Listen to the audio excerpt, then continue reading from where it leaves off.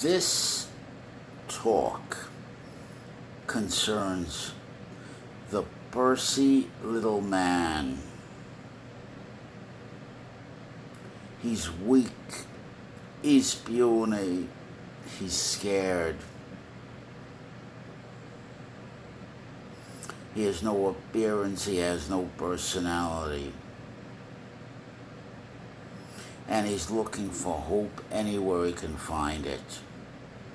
He's looking for a hero, the one who can do it for him. Anywhere he can find that hero. He'll invent that hero. He'll project away all his power to act on his own self-sufficiency and self-responsibility and march into the arena and find out where the vulnerabilities, the limitations, and the problems really are, and look into the only mirror that is meaningful. The mirror you look at to shave or look at yourself, that mirror is a deceiver. That mirror does not see our subject in the real light.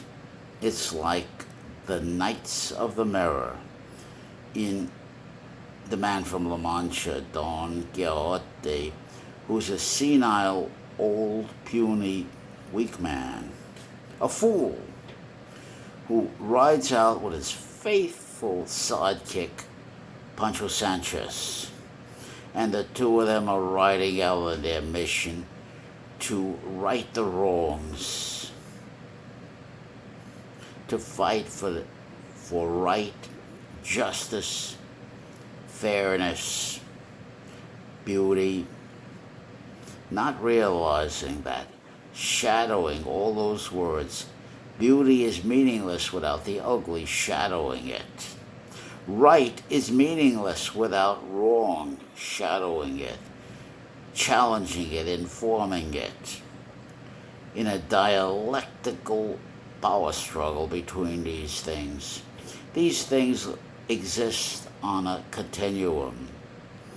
They're not qualitatively meaningful outside that continuum, outside of the individual predicated on his phenotype, that's his physical body type, his proportions, his height, his countenance, that's the expression on his face and his features, his posture, and his use of the proximus, that is the use of the distances socially between our objects. Now, why do I talk about it in this way? Some would listen to your stranger talking and say this is a man of massive inferiorities and he doesn't like himself. Don't be a damn fool. Who listens to what I'm saying in that way, in that frame of mind? You're going to go wrong. You have to ask yourself, is this stranger saying something that is credible? Is he a good witness to testify? Not predicated on what I think I'm hearing when I listen to my stranger speak, or your stranger. You won't understand what I'm saying, what I'm trying to communicate. And what am I trying to do? Clean up the communication. Trying to eliminate misunderstandings right from the start. So, therefore, we have to very, very clearly define our subject. And the subject here is Mr. Elliot Rodger. Comes from a good, wonderful family.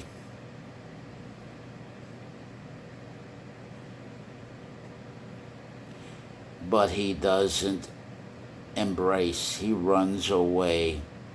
He's terrified.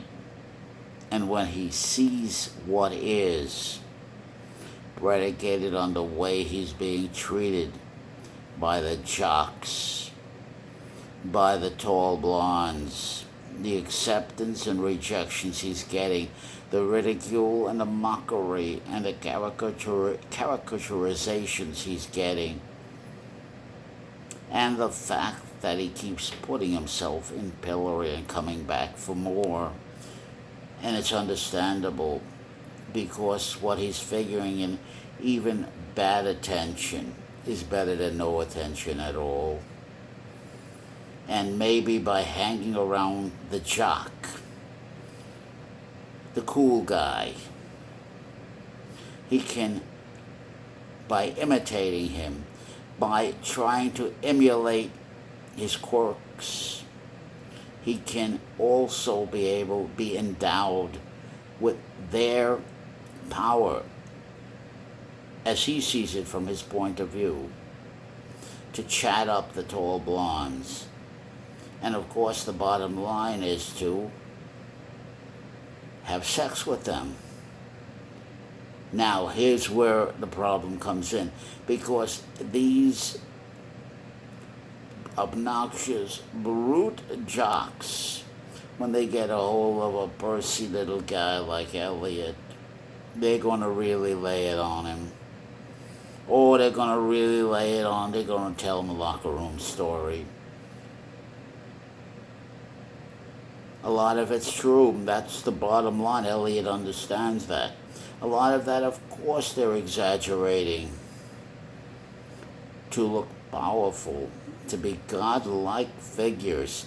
And they see the admiration, the deference, the awe in which Elliot, or a pursy little guy, treats these obnoxious, brute jocks. And Elliot got that right, with a t-shirt on a skateboard. And he wants to be like them, so what does he do? He imitates the jock. But physically, he can't do it. And he doesn't realize, with a problem like that, you've got to go at it systematically, step by step, and you've got to be totally evaluated in your performance every step of the way by somebody who knows what they're looking for.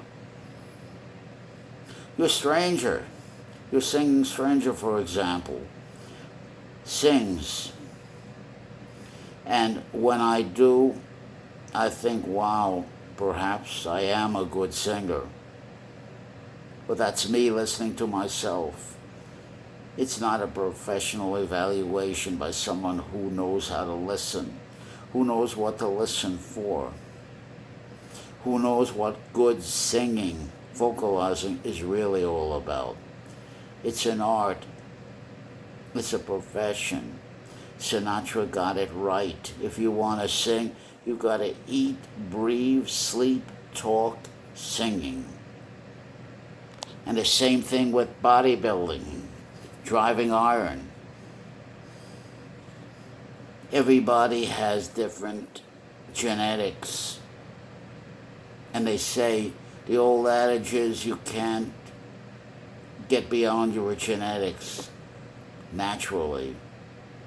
But I say bullshit to that. If your will is properly disposed, and if you have good, solid knowledge, you know what you're doing, and you know how to comport yourself to those irons in the right way, they're going to reward you big time. If you don't know what you're doing, then you'll fall sucker to the Joe Weider magazines, to the bodybuilders that have a lot of years behind them training. Forget the good genetics. I'm not even talking about that. The great Tom Platz got it right. When you hit the gym, You hit it, it's just you personally versus those irons. Forget about genetics. Forget about inferiority feelings. Forget about all that. You've got to know how to compartmentalize and put will and discipline and focus into those weights you're driving. And you have to will the body to respond. Don't see, a lot of people say, see the body you want, not the one you have. No. You come in the gym, don't even look in the mirror. You gotta understand, initially the mirror is not your friend. It lies to you. Go by the internal mirror. How do your training feel to you, boy? You're getting the feeling, you're getting the bump, you're getting the powerful contractions. Know what to do when you get into the weight room. Know the state of mind to get yourself into. How to compartmentalize, focus, and get will and determination to what you're doing. Forget about getting even. Forget about entitlements or fairness or anything like that. As long as you have access to the iron room. Don't talk to me about you can't get any women, you can't get those tall blondes, you can't get any action. It's not important. Compartmentalize, get that bullshit out of your mind. Drive, focus. A day at a time.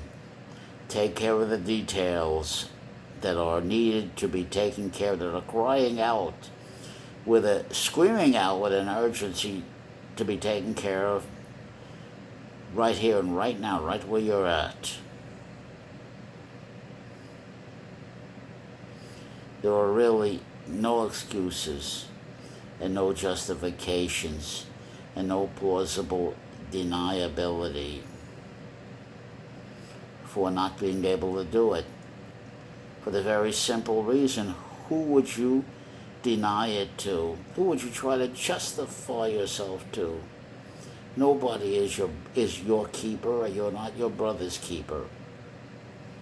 It's each man for himself out there. You'll find out when you go out to the dance halls. In my day, they were the dance halls. There's always an imbalance. And I heard one bum, one tall guy say, man, it's open season on the pursy little man, on the short man, or the hoggy little man that's short, fat, and dumpy. Elliot was pursy, maybe 5'5", maybe 5'6" at the most, but pursy, weak. And the most important thing, particularly for a man like that, look at the great Bruce Lee. He used to develop tremendous core strength, balance, coordination, gripping, punching power, grabbing power. Core strength is everything. Performance strength, strength in action.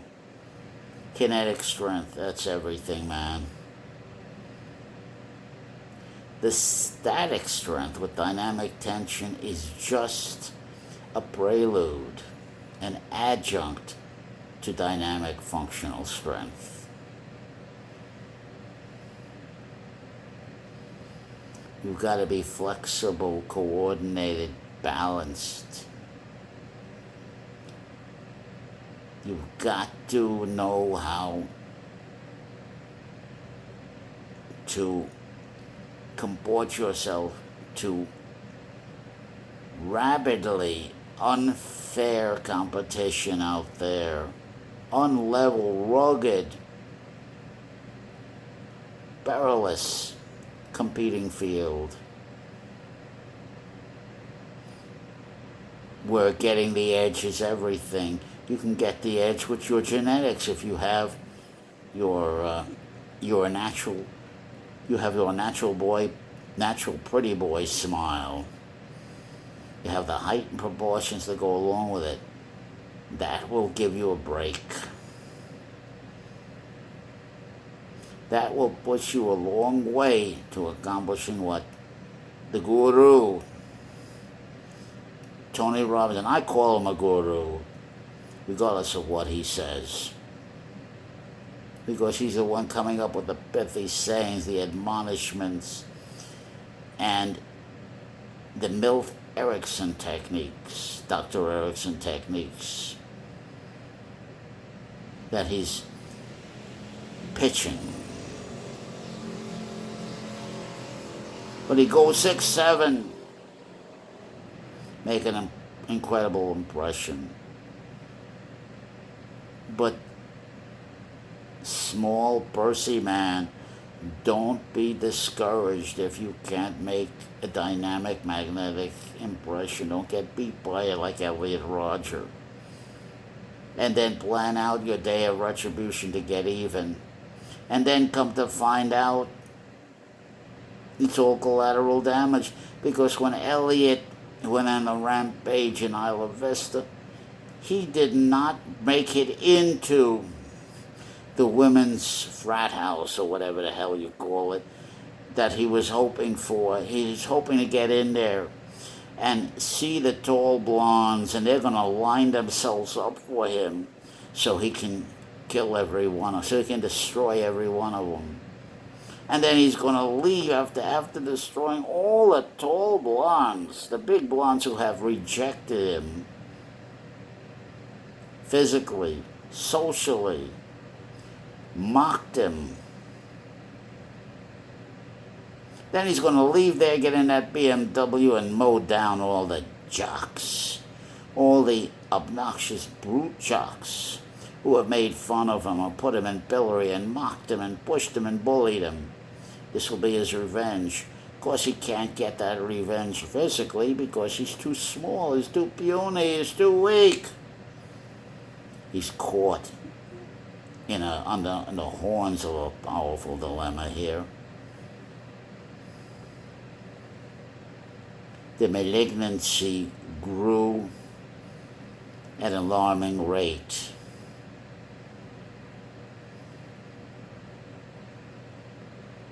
And had to break out. Could no longer be contained unless he got the magic bullet, the miracle cure that would take care of everything, that would even the score, that would let him have his revenge on cool guy who's getting everything he wants in the real world, particularly the tall blondes. Win the lotto. Become magically a multi-millionaire. Build your mansion on a hilltop where you're looking down at those brute, obnoxious jock and those tall blondes and says, Elliot Rodger is somebody. Elliot Rodger, I was a buddy of mine, old army guy, also suffering from short man syndrome. And he bought Ricardo Montalban's Cordoba with the special, I forget how Montalban came out proud. This is a Cordoba with special lining, and he said it with so much pride. And this car, this vehicle, says, I'm somebody. I'm important. I matter. I have a legacy. I recommend the great Arthur Miller, Death of a Salesman, Willy Loman. I recommend the great Arthur Miller, The Price. What's the price? What do you want to do? How do you see yourself? What's the price? Who foots the bill for all of this? How do my bills get paid?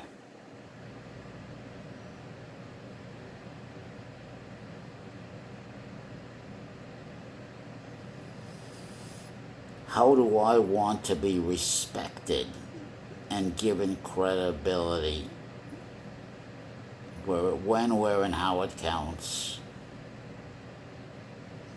Power, pure power is everything. If you don't have leverage, if you don't have power, if you don't have presence, you don't exist. You only exist by courtesy.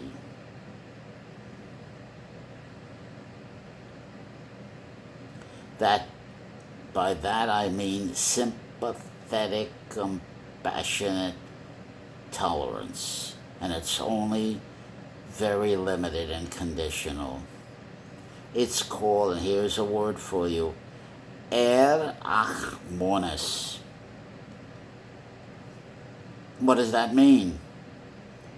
Pity.